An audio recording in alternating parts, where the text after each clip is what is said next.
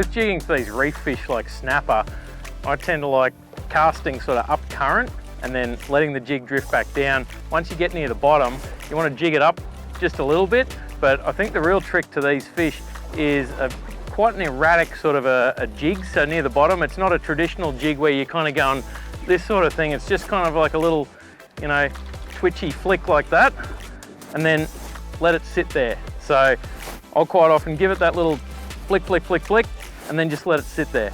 And a lot of the time the fish will get interested in that kind of movement and action of the jig, and then as soon as you sit it there, the hooks might sort of waft around a little bit. It feels like you got a piece of metal that's actually not moving, but that's not what's happening down there.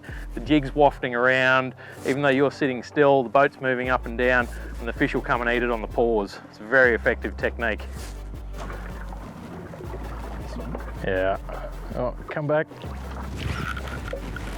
Got him.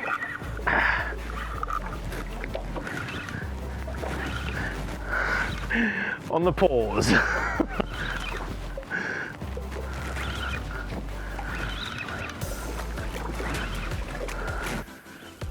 Been dropping some gypsy and buffalo jigs down.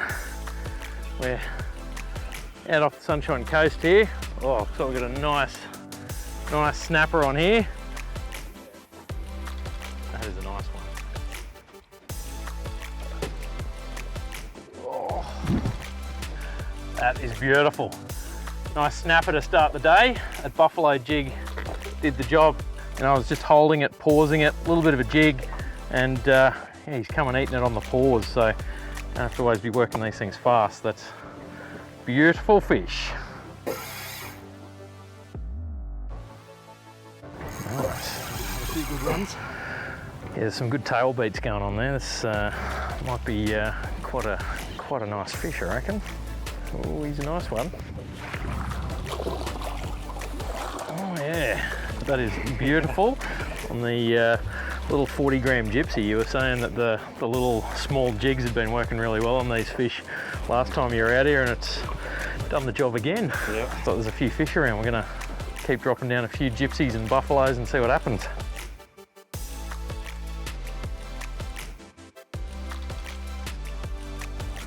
Alright. So just hooked up another one on the little 40-gram gypsy. This was on the sink. I've just cast it up current. So we're sitting on the electric motor, just hanging over the spot, kind of casting up current, let the jig sort of drift back down. Just started jigging this, and it's looked like it was kind of coming off the reel a little bit faster, and he's actually eating it on the sink. So yeah, it's a nice respectable sized fish, I think.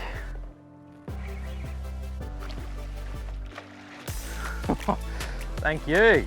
So one of the cool things about fishing with these light jigs is that no matter where you are in the world, any sort of reef species, I mean, we're catching snapper off the Sunshine Coast here, but any reef species really anywhere in the world just loves eating these little jigs. You get them down near the bottom, just kind of jiggle them around a little bit, get a little bit of action to them.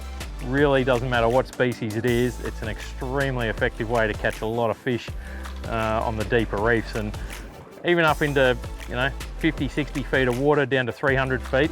As long as you match the jig to the current, you're gonna be catching fish.